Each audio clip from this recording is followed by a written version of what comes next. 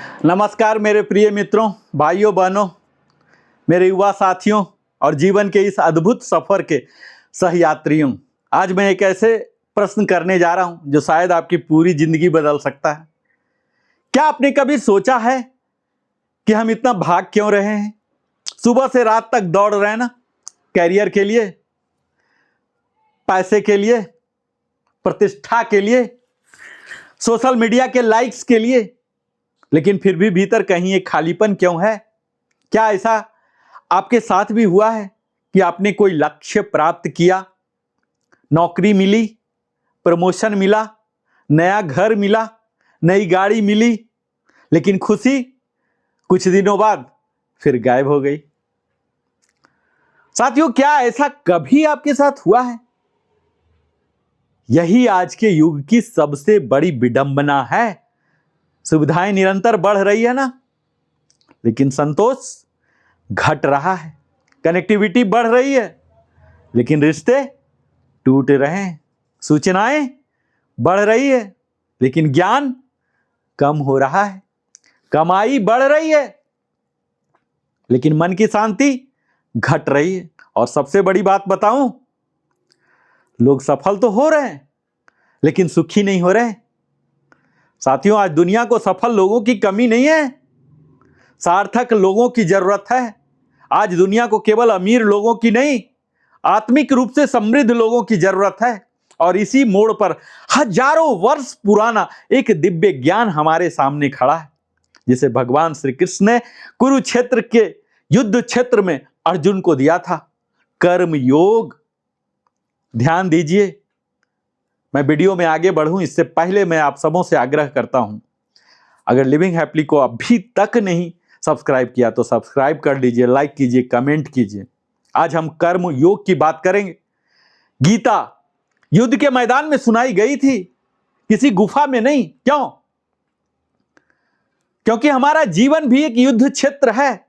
Office एक कुरुक्षेत्र है, व्यापार एक कुरुक्षेत्र है, परिवार एक कुरुक्षेत्र है, समाज एक कुरुक्षेत्र है, और हमारे भीतर चल रहा संघर्ष भी एक कुरुक्षेत्र है।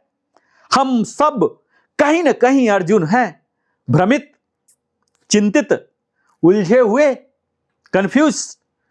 और हम सबको अपने भीतर के कृष्ण की आवश्यकता है। लेकिन प्रश्न यह है, कर्म योग आखिर है क्या? क्या कर्म योग केवल पूजा पाठ है? क्या कर्म योग केवल साधुओं और सन्यासियों के लिए है?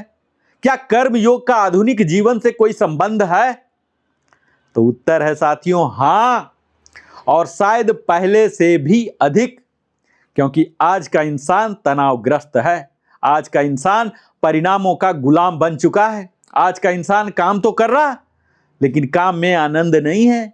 आज का इंसान उपलब्धियां हासिल कर रहा, लेकिन आत्मसंतोष खो चुका है। कर्म योग हमें सिखाता है, कर्म कीजिए, लेकिन काम के गुलाम मत बनिए। सफलता का प्रयास कीजिए, लेकिन सफलता को अपनी पहचान मत बनाइए। कर्तव्य निभाइए, लेकिन अपेक्षाओं की जंजीर में मत बनिए। यही कर्म योग है। आज के इस विषय चिंतन में हम जानेंगे कि कैसे कर्म योग तनाव को शक्ति में बदल सकता है, कैसे कर्म योग साधारण जीवन को असाधारण बना सकता है, कैसे कर्मयोग हमें सफलता और शांति दोनों दे सकता है, कैसे कर्मयोग आधुनिक जीवन के हर क्षेत्र, चाहे परिवार हो, व्यापार हो, नौकरी हो, नेतृत्व हो, स्वास्थ्य हो, और यहां तक आध्यात्मिकता में भी लागू होता है। और सबसे महत्वपूर्ण, कैसे कर्मयोग केवल एक दर्शन नहीं, फिलॉसफी का विषय नहीं है, बल्कि यह लाइफ साइंस है, जीवन जीने की कला है। तो तैयार हो जाइए अपने भीतर झांकने के लिए, अपने जीवन को नए दृष्टिकोण से देखने के लिए, और उस रहस्य को जानने के लिए जिसने अर्जुन को भ्रम से बाहर निकाला और जो आज भी लाखों लोगों के जीवन को बदल सकता है। साथियों, काम करने के से व्यक्ति थकता है क्या? वो नहीं थकता। काम के प्रति जब गलत दृष्टिकोण हो जाता है तब हम थकते हैं। तनाव काम में नहीं, काम से जुड़ी अपेक्षाओं में होता है। और कर्म योग का अर्थ है पूरी निष्ठा से कर्म करना, पूरी शांति से परिणाम स्वीकार करना। तो आइए कर्म योग की इस अद्भुत यात्रा पर आगे बढ़ते हैं, जहां सफलता भी है, शांति भी है और आत्मिक उत्कर्ष भी। आज जानते हैं, आज पूरी दुनिया को कर्म योग की आवश्यकता है। आप पूछेंगे क्यों? अब एक प्रश्न मैं आपसे पूछना चाहता हूं, क्या कभी ऐसा हुआ कि आपने पूरी मेहनत की, दिन रात एक कर दिया, लेकिन परिणाम आपकी उम्मीद के अनुसार नहीं आया? क्या कभी ऐसा हुआ कि आपने किसी के लिए सब कुछ किया, लेकिन बदले में आपको धन्यवाद तक नहीं मिला? क्या कभी ऐसा हुआ कि आपने ईमानदारी से काम किया, लेकिन प्रमोशन किसी और को मिल गई? अगर ऐसा हुआ है तो स्वागत है, आप अकेले नहीं हैं। दुनिया के लगभग हर व्यक्ति इसी संघर्ष से गुजर रहे हैं, और यही वह स्थान है जहां कर्म योग शुरू होता है। आधुनिक मनुष्य की सबसे बड़ी समस्या क्या जानते हैं? आज का इंसान काम से नहीं थका, वह परिणामों के बोझ से थका है। उसका तनाव ऑफिस से नहीं है, उसका तनाव अपेक्षाओं से है। उसकी चिंता वर्तमान से नहीं, उसकी चिंता भविष्य से है। सोचिए, जब बच्चा पढ़ रहा होता है तो वह पढ़ाई से ज्यादा परिणाम की चिंता करता है। जब कर्मचारी काम कर रहा होता है तो वह काम से ज्यादा प्रमोशन की चिंता करता है। जब व्यापारी व्यापार कर रहा होता है तो वह सेवा से ज्यादा लाभ की चिंता करता है। और जब माता पिता बच्चों का पालन पोषण करते हैं तो प्रेम से ज्यादा अपेक्षाएं पाल रहे होते हैं। और यहीं से दुख शुरू होता है। मनोविज्ञान हमें बताता है कि मनुष्य का मस्तिष्क दो अवस्थाओं में काम करता है। पहली अवस्था होती है कार्य पर केंद्रित मन, यानी टास्क ओरिएंटेड माइंड, और दूसरी अवस्था होता है परिणाम पर केंद्रित मन, आउटकम ओरिएंटेड माइंड। जब हम कार्य पर केंद्रित होते हैं ना, तो हमारा प्रदर्शन बेहतर होता है, बेटर परफॉर्मेंस देते हैं। और जब हम परिणाम पर केंद्रित होते हैं तो हमारा तनाव बढ़ता, स्ट्रेस बढ़ता। और यही कारण है कि खिलाड़ी जब स्कोर कार्ड देखने लगता है ना, तो उसका मन बिगड़ने लगता है, उसका खेल बिगड़ जाता है। गायक जब श्रोताओं की प्रतिक्रिया पर ध्यान देने लगता है तो उसकी लय टूट जाती है। वक्ता जब तालियों के बारे में सोचने लगता है ना, तो उसका प्रभाव कम हो जाता है। क्यों? क्योंकि उसका ध्यान कर्म से हटकर फल पर चला गया। और यही गीता का विज्ञान है। भगवान श्री कृष्ण अर्जुन से कहते हैं, कर्मण्येवाधिकारस्ते मां फलेषु कदाचन मां कर्म फल हेतु भूर्मा ते संगो सत्वत कर्मणि। अर्थात आपका अधिकार केवल कर्म करने में है, फल पर नहीं। लेकिन साथियों, इस श्लोक को अक्सर गलत समझ लिया जाता है। इसका अर्थ यह नहीं है कि परिणाम की चिंता बिल्कुल न कीजिए। इसका अर्थ है परिणाम की योजना बनाइए, लेकिन परिणाम के प्रति आसक्त मत होइए। लक्ष्य बनाइए। अपनी लक्ष्य आपकी मानसिक शांति को छीन न ले। सपने देखिए, लेकिन सपनों के लिए वर्तमान मत खोने दीजिए।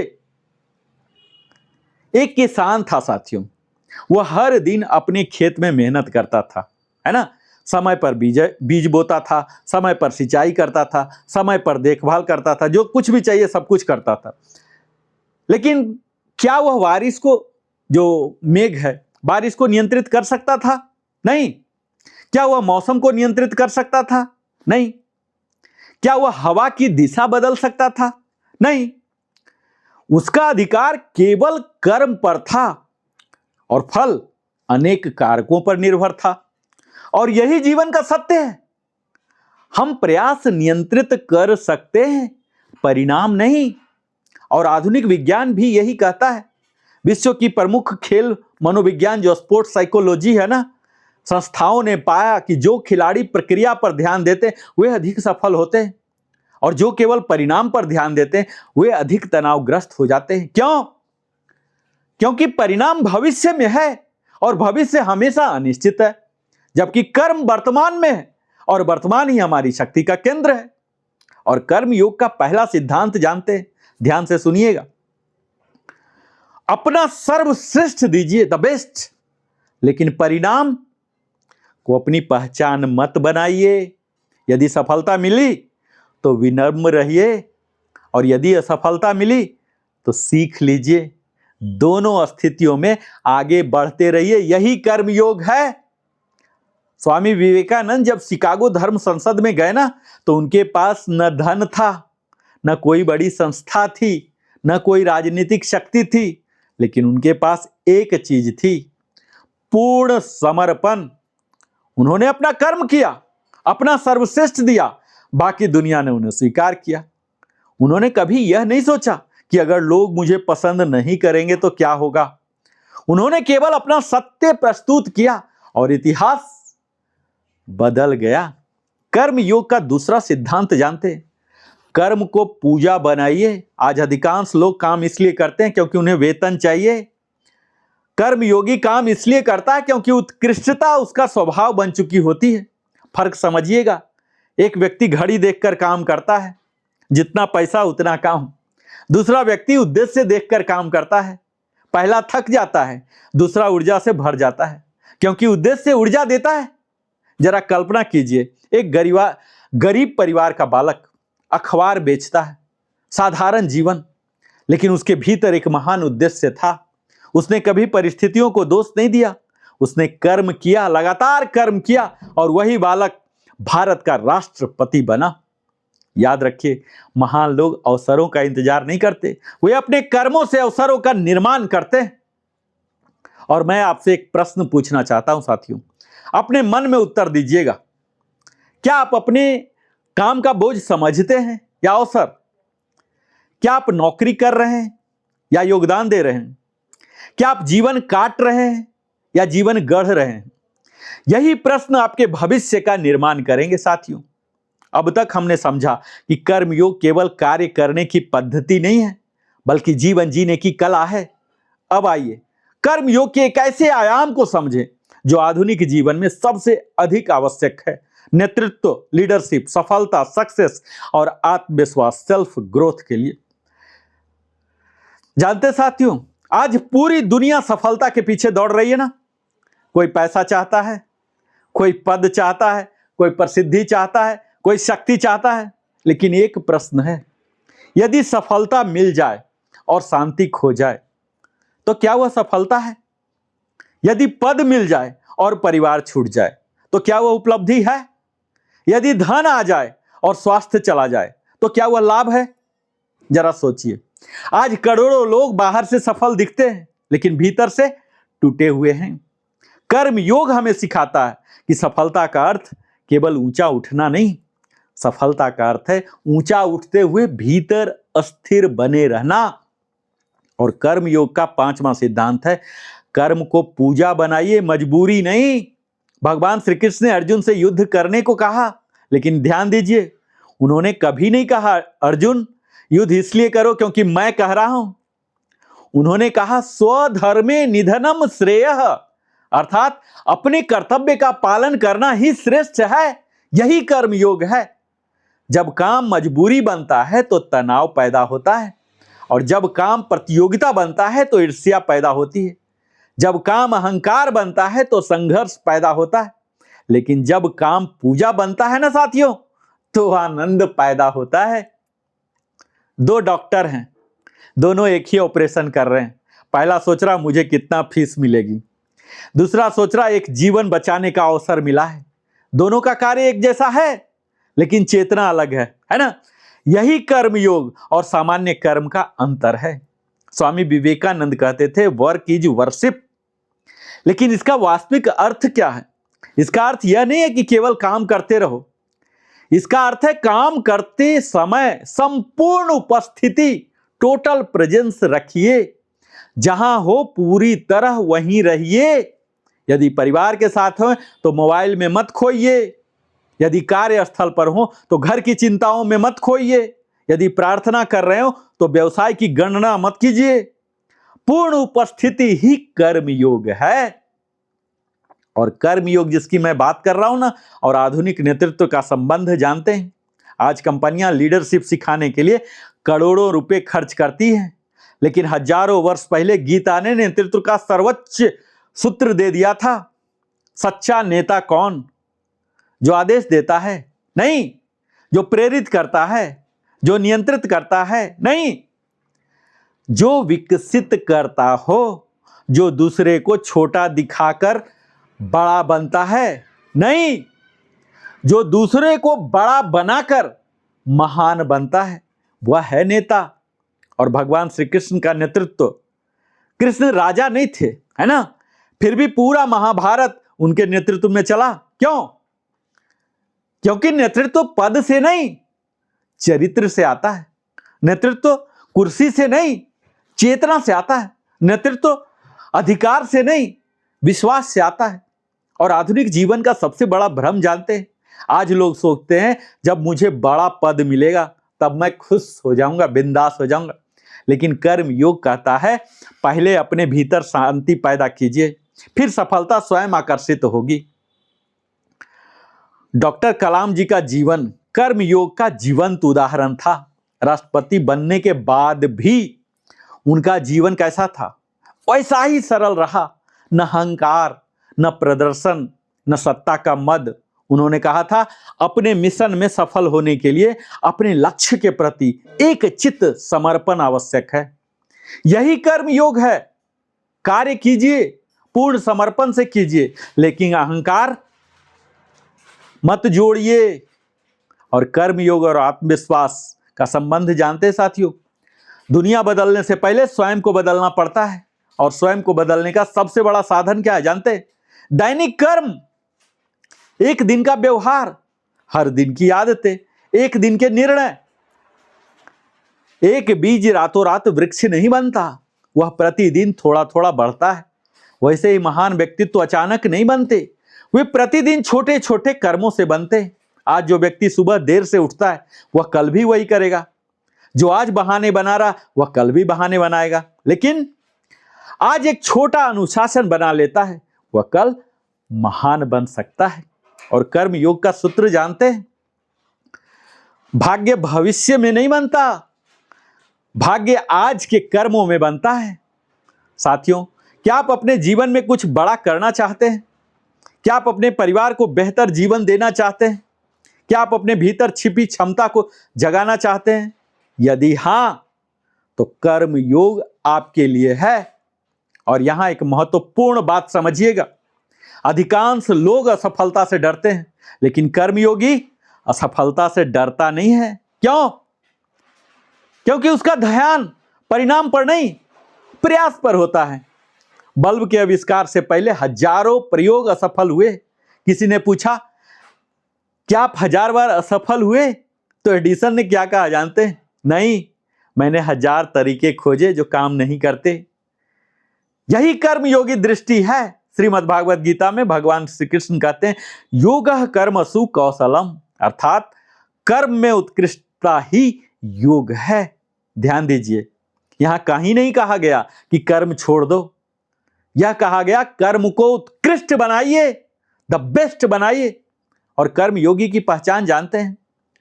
वो परिस्थितियों का दास नहीं होता, शिकायतों में जीवन नहीं बिताता, बहाने नहीं बनाता, हर स्थिति को अवसर में बदलता है, हर चुनौती को शिक्षक मानता है, हर असफलता से सीखता है और हर सफलता में विनम्र रहता है।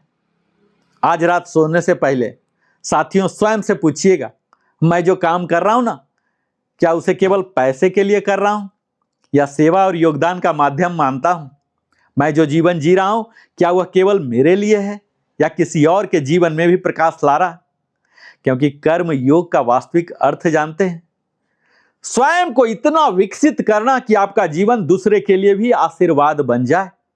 और अब मैं आपसे एक ऐसा प्रश्न पूछना चाहता हूं जो शायद आपके जीवन की दिशा बदल दे। आपके जीवन की सबसे बड़ी उपलब्धि क्या है? पूछिए अपने आप से। आपकी नौकरी, आपका व्यवसाय, आपका बैंक बैलेंस, आपकी डिग्री, आपका पद, या वे लोग जो आपसे प्रेम करते हैं? सोचिए, जब जीवन की अंतिम सांसें चल रही होगी तब कोई व्यक्ति बैंक अकाउंट का बैलेंस देखना नहीं चाहेगा। वह अपने प्रियजनों को देखना चाहेगा, वह अपने बच्चों को देखना चाहेगा, वह अपने माता पिता को याद करेगा, वह अपने जीवन के उन क्षणों को याद करेगा जहां उसने प्रेम दिया और प्रेम पाया। यही कारण है कि कर्म योग केवल ऑफिस तक सीमित नहीं है। कर्म योग घर से शुरू होता है और सबसे कठिन कर्मयोग कहाँ है जानते हैं? बहुत लोग मंदिर में शांत रहते हैं, ऑफिस में सभ्य बने रहते हैं, लेकिन घर पहुंचते ही क्रोधित हो जाते हैं। बाहर सबको सम्मान देते हैं, लेकिन माता पिता से ऊंची आवाज में बात करते हैं। दूसरों के लिए समय नहीं है, परिवार के लिए समय नहीं है, और फिर कहते हैं हम बहुत आध्यात्मिक हैं। नहीं, कर्मयोग की पहली परीक्षा घर में होती है।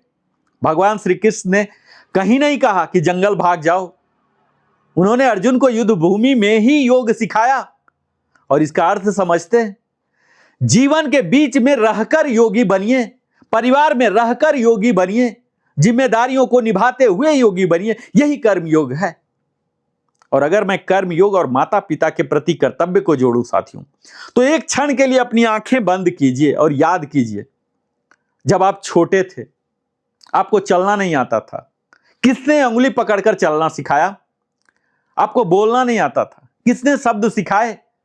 रात में आपको बुखार आता था, कौन जागता था? आप रोते थे, कौन बेचैन हो जाता था? मां, पिता। आज हम बड़े हो गए, सफल हो गए, लेकिन क्या हमने कभी बैठकर पूछा, मां आप कैसी हैं? पिताजी आपको किसी चीज की आवश्यकता तो नहीं? आज वृद्धाश्रम बढ़ रहे हैं, है ना, लेकिन मंदिर भी तो बढ़ रहे हैं। यह विरोधाभास क्यों है? हम भगवान की पूजा करते हैं, लेकिन जिन माता पिता में भगवान का अंश दिखाई देता उन्हें समय नहीं देते। जो अपने माता पिता की आंखों में सम्मान नहीं भर सकता, वह संसार की कोई भी सफलता प्राप्त कर ले, भीतर से अधूरा ही रहेगा। और पति पत्नी का कर्मयोग जानते हैं, आज विवाह टूट रहे हैं, रिश्ते टूट रहे हैं। क्यों? क्योंकि लोग प्रेम लेने आए हैं, देने नहीं। सब पूछते हैं मुझे क्या मिला, कोई नहीं पूछता मैंने क्या दिया। यही समस्या है। कर्मयोगी पति किसे कहते जानते हैं? वह नहीं जो केवल पैसा कमाए। कर्मयोगी पति वह है जो सम्मान दे, जो सुन सके, जो समय दे, जो पत्नी के त्याग को समझे। और कर्मयोगी पत्नी जानते हैं, वह नहीं जो केवल घर संभाले। कर्मयोगी पत्नी वह है जो प्रेरणा बने, जो परिवार को जोड़कर रखे, जो सकारात्मक ऊर्जा का स्रोत बने। और विवाह का कर्मयोग जानते हैं, विवाह अधिकार नहीं है, विवाह सेवा है। विवाह नियंत्रण नहीं है, विवाह सहयोग है। विवाह प्रतियोगिता नहीं, विवाह साझेदारी है। और बच्चों के प्रति अगर कर्मयोग की मैं बात करूं, तो आज माता पिता बच्चों को सब कुछ दे रहे हैं।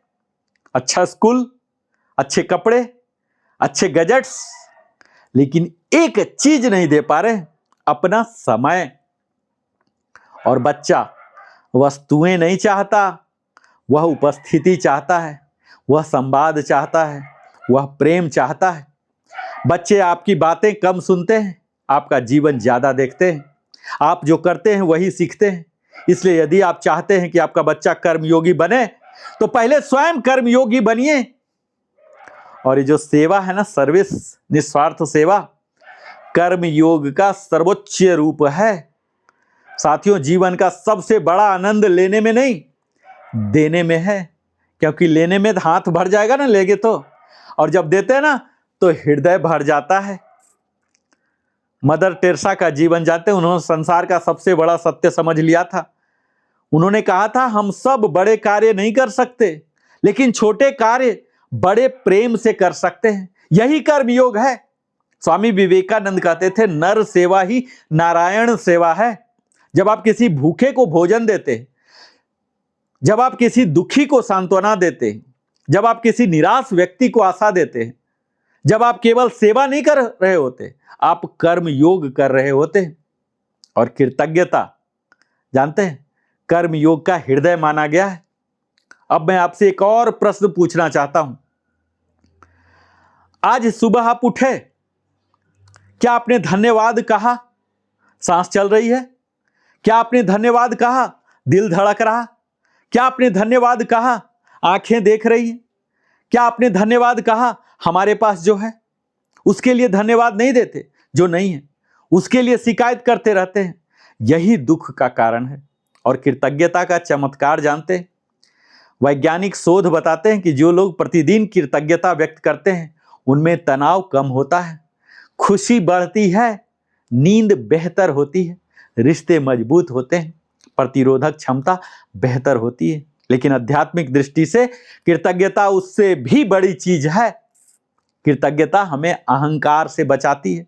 जिस दिन शिकायत कम और धन्यवाद अधिक हो जाए, उसी दिन जीवन बदलना शुरू हो जाता है। क्योंकि जीवन साथियों बड़ा छोटा है और बहुत अनिश्चित है। किसी को नहीं पता कल क्या होगा। इसलिए माता पिता से प्रेम कीजिए, परिवार को समय दीजिए, समाज की सेवा कीजिए और हर दिन कृतज्ञ रहिए। जरा कल्पना कीजिए, यदि आज आपके जीवन का अंतिम दिन हो तो क्या आपको अफसोस होगा कि आपने ज्यादा पैसा नहीं कमाया? शायद नहीं। लेकिन यह अफसोस अवश्य होगा कि मां से खुलकर बात नहीं की, पिता को धन्यवाद नहीं कहा, बच्चों के साथ समय नहीं बिताया, किसी जरूरतमंद की मदद नहीं की, अपने सपनों को टालते रहे, अपने जीवन का उद्देश्य नहीं पहचाना। इसलिए याद रखिए, हमारे जीवन की गुणवत्ता जो है ना, क्वालिटी ऑफ लाइफ, इस बात से तय नहीं होती कि आपने कितना पाया, बल्कि इस बात से तय होती है कि आपने कितना प्रेम दिया।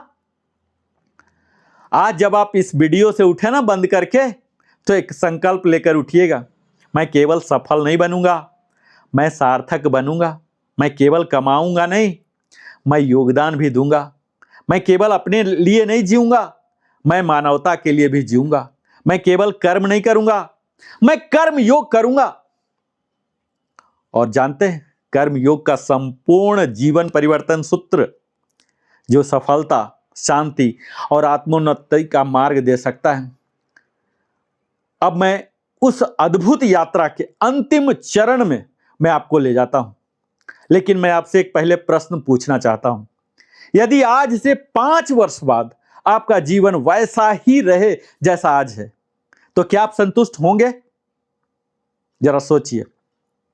वही तनाव, वही शिकायतें, वही डर, वही अधूरे सपने, वही मानसिक उलझने, क्या आप ऐसा जीवन जीना चाहते हैं? यदि उत्तर नहीं है, तो आज का यह क्षण आपके जीवन का टर्निंग पॉइंट बन सकता है। क्योंकि कर्म योग केवल एक दर्शन नहीं है, फिलॉसफी का विषय नहीं है। कर्म योग जीवन को बदलने की एक वैज्ञानिक, आध्यात्मिक और व्यवहारिक प्रक्रिया है। और कर्म योग का अंतिम सार जानते हैं? यदि मुझे पूरी भागवत गीता को एक वाक्य में कहना हो, तो मैं कहूंगा, कर्तव्य कीजिए, पूर्ण समर्पण से कीजिए, लेकिन परिणाम को ईश्वर पर छोड़ दीजिए। यही कर्म योग है, यही जीवन का संतुलन है, यही आंतरिक स्वतंत्रता है। और आधुनिक मनुष्य की सबसे बड़ी समस्या क्या है जानते हैं? आज अधिकांश लोग काम से नहीं थके, वे चिंता से थके, वे परिणामों की चिंता से थके, वे तुलना से थके, वे अपेक्षाओं से थके, वे भविष्य के डर से थके। और यही कारण है कि भगवान श्री कृष्ण कहते हैं, मां कर्म फल हेतुर्भुः, अर्थात फल को अपना स्वामी मत बनाइए। फल आएगा, अवश्य आएगा, लेकिन पहले स्वयं को योग्य बनाइए। साथियों, मैं नरेंद्र कुमार वेलनेस कंसल्टेंट आप सबों से आग्रह करता हूं कि लिविंग हैप्पीली को अगर आपने अभी तक सब्सक्राइब नहीं किया तो सब्सक्राइब कर लीजिए। और अब मैं बात करूंगा कर्म योग का 21 दिवसीय जीवन परिवर्तन ब्लूप्रिंट। ज्ञान ये तभी उपयोगी है जब वह व्यवहार में उतर जाए। इसलिए मैं आपको एक 21 डेज कर्म योग साधना देना चाहता हूं। और मेरा दावा है, यदि आप इसे ईमानदारी से अपनाएंगे तो आपके जीवन में परिवर्तन प्रारंभ हो जाएगा। पहला सप्ताह स्वयं पर विजय कीजिए। अगले 7 दिनों तक सुबह उठते ही मोबाइल मत देखिए, पहले स्वयं से मिलिए। 5 मिनट मौन बैठिए, 5 मिनट प्राणायाम कीजिए, 5 मिनट कृतज्ञता व्यक्त कीजिए। अपने दिन की शुरुआत भीतर से कीजिए, बाहर से नहीं। और प्रतिदिन एक प्रश्न कीजिए, रात को सोने से पहले पूछिए कि आज मैंने कौन सा कर्म पूरी सजगता से किया। और दूसरे सप्ताह संबंधों का कर्म योग। पहले 7 दिन प्रतिदिन एक व्यक्ति को धन्यवाद कहिए, माता पिता, पति पत्नी, बच्चे, मित्र, सहकर्मी, कोई भी, लेकिन दिल से धन्यवाद दीजिए। और किसी एक व्यक्ति को क्षमा कीजिए, और यदि संभव हो तो उससे बात कीजिए। क्योंकि क्षमा दूसरे को मुक्त करने के लिए नहीं, स्वयं को मुक्त करने के लिए होती है। और तीसरे सप्ताह सेवा का कर्मयोग। हर दिन एक निस्वार्थ कार्य कीजिए, किसी भूखे को भोजन, किसी विद्यार्थी को मार्गदर्शन, किसी वृद्ध की सहायता, किसी दुखी को प्रोत्साहन। ध्यान रखिए, सेवा का आकार नहीं, भावना महत्वपूर्ण है। और कर्म योग के 7 जीवन सूत्र जानते हैं? यदि आप जीवन में केवल ये 7 सूत्र अपना लेना तो आपका जीवन बदल सकता है। पहला सूत्र है, जो करना है आज कीजिए, टालना नहीं, जीवन का सबसे बड़ा शत्रु है। दूसरा सूत्र है, शिकायत कम प्रयास अधिक। और तीसरा सूत्र है, तुलना बंद विकास शुरू। चौथा सूत्र है, परिस्थितियां नहीं प्रतिक्रियाएं जीवन बनाती है। और पांचवा सूत्र है, हर कार्य को पूजा की तरह कीजिए। और छठा सूत्र है, हर व्यक्ति में ईश्वर का अंश देखिए। और सातवां और अंतिम सूत्र है साथियों, परिणाम नहीं उत्कृष्टता पर ध्यान दीजिए। जब अर्जुन युद्ध भूमि में खड़े थे ना, तो उनकी समस्या युद्ध नहीं थी, वो तो जानते ही थे ना, सर्वश्रेष्ठ धनुर्धर थे। उनकी समस्या भ्रम था, उनकी समस्या भय था, उनकी समस्या मानसिक असंतुलन था। और आज हजारों वर्ष बाद हमारी समस्याएं भी वही है। युद्ध बदल गया है, हथियार बदल गए हैं, लेकिन मनुष्य का मन आज भी उसी संघर्ष से गुजर रहा। इसलिए श्री कृष्ण का संदेश आज भी उतना ही प्रासंगिक है। उद्धरेदात्मात्मानम नात्मानमवसावदयेत, अर्थात मनुष्य को स्वयं अपना उत्थान करना चाहिए, किसी और का इंतजार मत कीजिए, कोई आएगा और आपकी जिंदगी बदल देगा, यही भ्रम है। परिवर्तन अंदर से शुरू होता है। स्वामी विवेकानंद ने कहा था, उठिए, जागिए और तब तक मत रुकिए जब तक लक्ष्य प्राप्त न हो जाए। लेकिन मैं इससे एक पंक्ति और जोड़ना चाहता हूं, और लक्ष्य प्राप्त होने के बाद भी विनम्र बने रहिए, यही कर्म योग है साथियों। एक वृद्ध माली था, उसने एक आम का पौधा लगाया। किसी ने पूछा, बाबा यह वृक्ष फल देगा? तब तक आप शायद जीवित भी ना रहेंगे। वृद्ध मुस्कुराया, उसने कहा, मैंने भी तो उन वृक्षों के फल खाए हैं जिन्हें किसी और ने लगाया था। तो साथियों, यही कर्म योग है, बिना स्वार्थ के काम करना, भविष्य की पीढ़ियों के लिए कुछ छोड़ जाना। और आज का सबसे महत्वपूर्ण प्रश्न जानते हैं, जब आप इस संसार से विदा होंगे तो लोग आपके बारे में क्या कहेंगे? क्या वे कहेंगे बहुत अमीर था? क्या वे कहेंगे बहुत अच्छा इंसान था? क्या वे कहेंगे बहुत बड़ा अधिकारी था? या वे कहेंगे उसने अनेक लोगों का जीवन बदल दिया? क्योंकि अंत में आपकी संपत्ति नहीं, आपकी संवेदनाएं याद रखी जाएंगी, आपकी उपलब्धियां नहीं, आपका योगदान याद रखा जाएगा। कर्मयोगी अवसरों की प्रतीक्षा नहीं करता, वह अवसरों का निर्माण करता है। और जो व्यक्ति अपने कर्म को ईश्वर को समर्पित कर देता, उसका जीवन चिंता से मुक्त हो जाता है। सफलता आपके हाथों का परिणाम है, लेकिन शांति आपके हृदय की अवस्था है। जीवन की सबसे बड़ी उपलब्धि प्रसिद्ध होना नहीं, बल्कि उपयोगी होना है। जो स्वयं के लिए जीता है वह सीमित रह जाता है, जो दूसरों के लिए जीता है वह अमर हो जाता है। साथियों, मेरे जीवन के यात्रियों, मेरे युवा साथियों, मेरे भाइयों बहनों, आज एक संकल्प लीजिए मेरे साथ। मैं शिकायत नहीं करूंगा, मैं बहाने नहीं बनाऊंगा, मैं तुलना नहीं करूंगा, मैं अपने कर्तव्य से पीछे नहीं हटूंगा, मैं हर दिन स्वयं को बेहतर संस्करण बनाऊंगा, मैं अपने माता पिता का सम्मान करूंगा, मैं अपने परिवार को समय दूंगा, मैं समाज के लिए कुछ करूंगा, मैं अपने कर्म को पूजा बनाऊंगा, मैं कर्म योगी बनूंगा। साथियों, नदी कभी समुद्र तक पहुंचने की चिंता नहीं करती, वह केवल बहती रहती है ना। सूर्य कभी यह चिंता नहीं करती कि दुनिया उसकी प्रशंसा करेगी या नहीं, वह केवल प्रकाश देता रहता है। वृक्ष कभी यह हिसाब नहीं रखते कि किसने उसके फल खाए, वे केवल फल देते हैं। यही कर्म योग है। नदी की तरह बहिए, सूर्य की तरह प्रकाशित होइए, वृक्ष की तरह देते रहिए, और फिर देखिए सफलता भी आएगी, शांति भी आएगी, सम्मान भी आएगा, और वह आनंद भी मिलेगा जिसकी खोज में पूरी दुनिया भटक रही है। जय श्री कृष्ण, जय कर्म योग, जय मानवता। धन्यवाद। वंदे मातरम। जय श्री कृष्ण। फिर से मिलता हूं। लिविंग हैप्पीली को आप अवश्य सब्सक्राइब करें, लाइक करें, कमेंट करें, अपने सगे संबंधियों के साथ भी कर्म योग का ज्ञान साझा करें। फिर से मिलता हूं।